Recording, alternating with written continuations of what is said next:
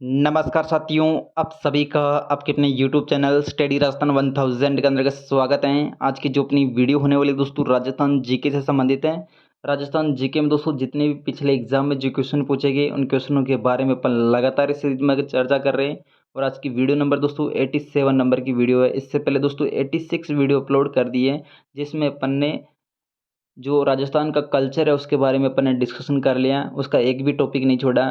और अभी अपने इतिहास के बारे में डिस्कशन कर रहे हैं, जिसमें दोस्तों मेवाड़ के इतिहास में डिस्कशन कर चुके हैं, गुर्जर प्रतिहार वंश के बारे में डिस्कशन कर चुके हैं, और अभी मारवाड़ का इतिहास चल रहा है जिसका दोस्तों अंतिम वीडियो है। ठीक है, वीडियो स्टार्ट करते हैं और देखते हैं दोस्तों आज का सबसे पहला क्वेश्चन कौन सा होने वाला। तो छोटी सी वीडियो लगभग 10-15 मिनट की वीडियो होगी। वीडियो को पूरी देखना आपके लिए बहुत ही हेल्पफुल है। आप राजस्थान से रिलेटेड किसी भी एग्जाम की तैयारी कर रहे हो, चाहे पशु परीक्षर हो, चाहे रेट मेंस हो, या फिर बीएसटीसी हो, या फिर अदर किसी एग्जाम में जो राजस्थान जीके का अगर टॉपिक आता तो ये वीडियो बहुत ही शानदार है। ठीक है, तो दोस्तों आज का सबसे पहला क्वेश्चन अपने सामने दे रखा है, करमोद कुल कौन से राजवंश से संबंधित है। तो इसके बारे में दोस्तों अंत में डिस्कशन करेंगे। तो ये राठौड़ वंश से संबंधित है। ठीक है, तो वीडियो स्टार्ट करने से पहले एक छोटा सा कोट है, मंजिल भी जिद्दी है, रास्ते भी जिद्दी है, देखते हैं कल क्या होगा, हौसले भी तो जिद्दी है। दोस्तों यहाँ पे अपनी मंजिल भी जिद्दी है और वहाँ तक पहुँचने के रास्ते भी जिद्दी है, लेकिन देखते हैं कि कल क्या होगा, क्योंकि अपने हौसले भी तो जिद्दी है। ठीक है ना, क्योंकि अपने हौसले भी तो जिद्दी है। मंजिल चाहे जितनी जिद्दी हो, अपने रास्ते चाहे जितने जिद्दी हो, लेकिन अपने हौसले जिद्दी है। अपने हौसलों को हमेशा जिद्दी रखना, मंजिल तक आप पहुँच ही जाओगे। ठीक है, वीडियो स्टार्ट करते हैं और देखते हैं दोस्तों आज का सबसे पहला क्वेश्चन अपने सामने है, अकबर की शाही सेना ने किसके नेतृत्व में जोधपुर पे कब्जा कर लिया था। तो अकबर की जो शाही सेना थी, किसके नेतृत्व में जोधपुर पे कब्जा कर लिया था। तो यहाँ पे मतलब कि एक मारवाड़ के अंतर्गत दोस्तों अंतरकलह चल रहा था इस समय दोस्तों। अकबर की शाही सेना के समय मतलब कि जोधपुर के अंतर्गत अंतरकलह चल रहा था। कारण क्या था दोस्तों, मतलब कि जब मालदेव था, मालदेव के मतलब कि सबसे बड़े बेटे का नाम है राम सिंह और सबसे छोटे बेटे का नाम है रावचंद्र सेन है। ठीक है, जो मतलब कि शासक सबसे बड़ा बेटा बनता है, तो यहाँ पे राम सिंह को शासक नहीं बनाया जाता और रावचंद्र सेन को यहाँ पे शासक बना दिया जाता है। ठीक है, 1562 के अंतर्गत। ठीक है, 1562 में रावचंद्र सेन शासक बनता है। और 1570 में दोस्तों एक अकबर के द्वारा नागौर दरबार लगाया जाता है, जिसमें मतलब कि जो रावचंद्र सेन का बड़ा भाई था जिसका नाम क्या है दोस्तों राम सिंह, ये किसकी सेना में मतलब दरबार में आ जाता है, ये अकबर के दरबार में आ जाता है। ठीक है, अकबर के दरबार में आने के बाद दोस्तों ये मतलब कि अपने भाई के विरोध में दोस्तों अकबर से सहायता मांगता है। ठीक है, इसकी वजह से अकबर फायदा उठाता, दोनों की भाइयों के बीच की जो लड़ाई को देखकर अकबर फायदा उठाता है, एक हुसैन कुली खां को भेजता है। ठीक है, हुसैन कुली खां के नेतृत्व में जोधपुर पे दोस्तों अकबर कब्जा कर लेता है। ठीक है, तो यहाँ पे अपना राइट आंसर क्या हो जाएगा, हुसैन कुली खां। रोटी रानी के नाम से कौन प्रसिद्ध है। तो रोटी रानी के नाम से दोस्तों कौन प्रसिद्ध हो जाएगी, ये है दोस्तों मालदेव की पत्नी उमैद है। ठीक है, जैसलमेर की राजकुमारी, मालदेव की पत्नी उमादे, जो कि मतलब कि अपने पति मालदेव से रूठ कर कहाँ पे आ गई थी, अजमेर। अजमेर में दोस्तों पूरा जीवन मतलब कि आजीवन यहाँ पे तारागढ़ के किले में रही। और मतलब कि जब 1562 में मालदेव की मृत्यु हो गई थी, उस समय मतलब कि ये भी सती हो गई थी। ठीक है, तो रोटी रानी के नाम से कौन प्रसिद्ध है, उमादे, जैसलमेर की राजकुमारी, मालदेव की पत्नी। नेक्स्ट देखिए, यहाँ कुछ युद्धों की सूची दी गई है जो मध्यकालीन भारत में लड़े गए, यानी कि मध्यकालीन भारत में लड़े गए युद्धों की सूची दे रखी है। तो इन युद्धों का मतलब कि कालानुक्रम व्यवस्थित करना। तो सबसे पहले अपन देखें तो देवराय का युद्ध है। देवराय के युद्ध की बात करें दोस्तों, देवराय का युद्ध कब लड़ा गया, जिसको अपन दोराई का युद्ध के नाम से भी जानते हैं, दोराई का युद्ध। ठीक है, तो ये लड़ा गया 14 मार्च 1659 को। ठीक है, 14 मार्च 14 मार्च 1659 को ये अपना देवराय का युद्ध है, जो कि किस किसके बीच में लड़ा गया दोस्तों, दारा और औरंगजेब के बीच में, जहाँ पे औरंगजेब विजय होता है। ठीक है, उसके बाद सामूगढ़ युद्ध की बात करें तो सामूगढ़ का युद्ध कब लड़ा गया दोस्तों, 10 मई 1658 को, 10 मई 1658 को। ठीक है, 1658 को। और धर्मत के युद्ध की बात करें दोस्तों, धर्मत का युद्ध कब लड़ा गया, तो ये दोस्तों धर्मत का युद्ध लड़ा गया 15 अप्रैल 1658 को। ठीक है, 15 अप्रैल 1658 को धर्मत का युद्ध लड़ा गया, 15 अप्रैल 1658। ठीक है, और देवराय का युद्ध 1659 को है।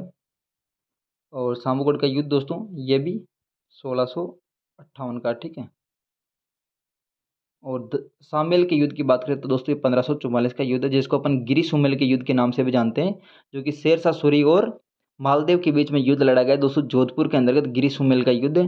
और इस युद्ध में किसकी विजय हुई थी? शेरशाह सूरी की विजय हुई थी। और यहाँ पे जेता कोपा जो कि मालदेव के सेनापति थे, इनकी हार हो जाती है। लेकिन मतलब कि युद्ध बड़ी मुश्किल से शेरशाह सूरी ने जीता था। उसकी वजह से ये क्या कहता है कि मैं मुट्ठी भर बाजरे के लिए हिंदुस्तान की सल्तनत को खो देता। ठीक है, तो यहाँ पे अपन शामिल के युद्ध 1544 है, तो सबसे पहला ऑप्शन कौन सा होने वाला? तो यहाँ पे सी ऑप्शन ठीक हो जाएगा चौथे नंबर पर। ठीक है, उसके बाद दोस्तों अंत में कौन सा आएगा? देवराय का युद्ध, जो कि 1659 में हुआ था, 1659 में। तो अंत में कौन सा आ जाएगा? पहला। बाकी धर्मत के युद्ध और सामूगढ़ के युद्ध दोनों की दोनों 1658 में हुए। और इनकी तारीख है दोस्तों धर्मत के युद्ध की है। धर्मत के युद्ध की तारीख कौन सी हो जाएगी? 10 मई, 10 मई 1658। और सामूगढ़ के युद्ध की तारीख कितनी है दोस्तों? तो यहाँ पे ये युद्ध, सॉरी 10 मई, तो मतलब कि सामूगढ़ के युद्ध की है 10 मई 1658। 10 मई 1658 तो सामूगढ़ के युद्ध की है। और मतलब कि धर्मत के युद्ध की जो तारीख है वो कितनी है दोस्तों? 15 अप्रैल। कितना समय लगभग? 15 अप्रैल, 15 दिन तो ये और 10 दिन, यानी कि 25 दिन के बीच में ये युद्ध लड़ा गया। सामूगढ़ का युद्ध और धर्मत का युद्ध दोनों मतलब औरंगजेब के साथ में लड़े गए युद्ध है। तो यहाँ पे ऑप्शन नंबर अपना सी हो जाएगा। नेक्स्ट देखिए, मुगल बादशाह अपने विजयों में से आदि के लिए राठौड़ों की एक तलवार के एहसानमंद थे, ये कथन किसने कहा था? तो यहाँ पे जो मुगल बादशाह था, जो अपनी विजय प्राप्त की थी, उनमें से आदि जो विजय प्राप्त थी वो राठौड़ों की एक तलवारों का एहसानमंद था। ये कथन कहने वाला दोस्तों कर्नल जेम्स टोड है, जो कि दोस्तों मतलब कि क्या कहा? मुगलों का जो बादशाह है, मुगल बादशाह, वो मतलब कि जो जितनी भी अपनी विजय प्राप्त हुई, उनमें दोस्तों जो एहसानमंद है वो किसका एहसानमंद है? ये अपने राठौड़ों की एक तलवार के एहसानमंद है। मेवाड़ व मारवाड़ की संयुक्त सेना मुगलों के द्वारा कहाँ पे पराजित की गई? तो मेवाड़ और मारवाड़ की जो संयुक्त सेना थी दोस्तों, ये कहाँ पे पराजित हुई थी? ये पराजित हुई थी दोस्तों, एक मिनट, यहाँ पे मतलब कि कब पराजित हुई थी दोस्तों? ये हुई थी देवारी के युद्ध में। ठीक है, देवारी का युद्ध लड़ा गया 1680 में। यहाँ पे कौन था दोस्तों? जहांगीर, सॉरी अपने क्या बोलते हैं उसको, औरंगजेब। ठीक है, औरंगजेब के बीच में ये युद्ध लड़ा गया दोस्तों। मेवाड़ और मारवाड़ की संयुक्त सेना थी, जहाँ पे हार का सामना करना पड़ा देवारी का युद्ध 1680 में।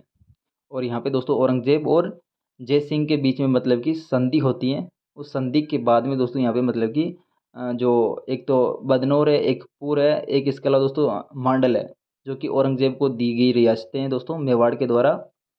और यहाँ पे दोस्तों ये इसके बाद में मेवाड़ और मारवाड़ के बीच में जो संधि थी वो भी खत्म हो चुकी है। ठीक है, नेक्स्ट देखिए, महारानी विक्टोरिया के स्वर्ण जुबली उत्सव में भाग लेने के लिए दोस्तों 1887 में मारवाड़ के प्रतिनिधि के रूप में इंग्लैंड पे भेजा गया। तो यहाँ पे जो महारानी विक्टोरिया का जो स्वर्ण जुबली उत्सव था दोस्तों, उसमें भाग लेने के लिए दोस्तों 1887 में मारवाड़ के प्रतिनिधि के रूप में इंग्लैंड में किसे भेजा गया? तो यहाँ पे भेजा गया दोस्तों प्रताप सिंह को। ठीक है, प्रताप सिंह को महारानी विक्टोरिया के क्या बोलते हैं उसको, जुबली उत्सव में भेजने के लिए किसको भेजा गया दोस्तों?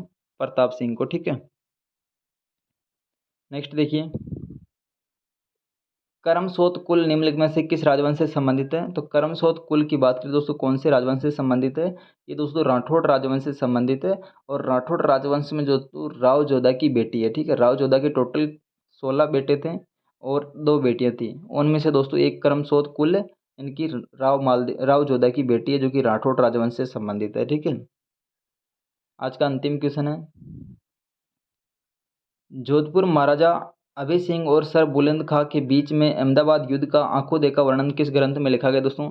तो जोधपुर महाराजा अभय सिंह और बुलंद खां के बीच में अहमदाबाद में युद्ध लड़ा गया दोस्तों। इसका मतलब कि आंखों देखा वर्णन किस ग्रंथ में किया गया है? तो ये है दोस्तों राजरूपक। ठीक है, राजरूपक, जो कि किसके द्वारा लिखा गया है? वीरभाण के द्वारा। वीरभाण के द्वारा राजरूपक लिखा गया। ठीक है, वीरभाण, जो कि किसका मतलब कि दरबारी कवि था? तो ये दोस्तों अभय सिंह का दरबारी कवि था। ठीक है, जिसने मतलब कि राजरूपक लिखा। और इसमें मतलब कि बुलंद खां और अभय सिंह के बीच में जो गुजरात में युद्ध होता दोस्तों, उसके बारे में वर्णन किया गया। ठीक है, नेक्स्ट देखिए, महाराजा तख्त सिंह मारवाड़ के राज्याभिषेक के उत्सव में कौन से पॉलिटिकल एजेंट सम्मिलित हुए थे? तो यहाँ पे जो महाराजा तख्त सिंह है दोस्तों मारवाड़ के, उसका जो राज्याभिषेक हुआ था दोस्तों, उस उत्सव में पॉलिटिकल एजेंट के रूप में कौन सम्मिलित हुआ था? तो ये सम्मिलित होने वाला दोस्तों लुडलो। ठीक है, लुडलो। तखत सिंह का जो राज्याभिषेक हुआ था दोस्तों, उसमें शामिल होने वाला पॉलिटिकल एजेंट कौन हो जाएगा? लुडलो। 1564 में चंद्रसेन के कौन से भाई ने अकबर के दरबार में उपस्थित होकर चंद्रसेन के विरुद्ध सहायता मांगी थी? तो यहाँ पे दोस्तों 1564 में चंद्रसेन के कौन से भाई ने दोस्तों अकबर के दरबार में उपस्थित होकर चंद्रसेन के विरुद्ध सहायता मांगी थी? इसके बारे में आपको ऑलरेडी बता चुका दोस्तों। राम सिंह था कि जो कि मालदेव का सबसे ज्येष्ठ बेटा था और सबसे छोटा बेटा चंद्रसेन था, लेकिन चंद्रसेन को यहाँ पे शासक बना दिया जाता है 1562 में। लेकिन फिर राम सिंह 1564 में कहाँ पे चला जाता? अकबर के दरबार में, और चंद्रसेन के विरुद्ध सहायता मांगता है। तो यहाँ पे अपना राइट आंसर क्या हो जाएगा? राम सिंह। निम्नलिखित राठौड़ वंश के राजाओं में से किसने साहस और कूटनीति के माध्यम से मंडोर पे कब्जा कर लिया था और उसे अपनी राजधानी बनाया था? तो यहाँ पे दोस्तों इनमें से ऐसा कौन सा राठौड़ राजवंश राजा था जो कि दोस्तों अपने साहस और कूटनीति के माध्यम से मंडोर पे कब्जा कर लिया था और उसे अपनी राजधानी बनाया था? तो यहाँ पे अपना राइट आंसर क्या हो जाएगा दोस्तों? रावचुंडा। रावचुंडा को अपन राठौड़ राजवंश का मतलब कि वास्तविक रूप से संस्थापक भी मानते हैं। तो यहाँ पे रावचुंडा राठौड़ राजवंश का वास्तविक रूप से संस्थापक है, और इसने मतलब कि कूटनीतिक और साहस के माध्यम से मंडोर पे कब्जा कर लिया था और अपनी राजधानी बनाया था, ठीक है। लेकिन मतलब कि जो शुरुआत में जो राठौड़ वंश की संस्थापना करने वाला कौन था दोस्तों? राव सिंहा। राव सिंहा ये प्रॉपर रूप से मतलब कि राठौड़ वंश को मतलब कि स्थापित नहीं कर पाया, लेकिन रावचुंडा ने दोस्तों वास्तविक रूप से राठौड़ राजवंश की स्थापना की थी। अगर दोनों ऑप्शन एक साथ में आ जाए तो अपन को प्राथमिकता किसको देनी है? राव सिंहा को, ठीक है, क्योंकि राव सिंहा सबसे पहले राठौड़ वंश की स्थापना करने वाला था। तो ये थी दोस्तों आज की छोटी सी वीडियो। अगर वीडियो आपको पसंद आए तो वीडियो को लाइक कर दीजिएगा, क्योंकि बोलने में बहुत ही ज़्यादा मतलब कि मिस्टेक कर रहा हूँ मैं। कारण क्या है कि मतलब कि पूरी रात लगभग 12-1 बजे सोया था मैं। कारण क्या था कि होली थी, लेकिन होली का कोई मतलब नहीं है, इसका कोई अलग ही कारण है।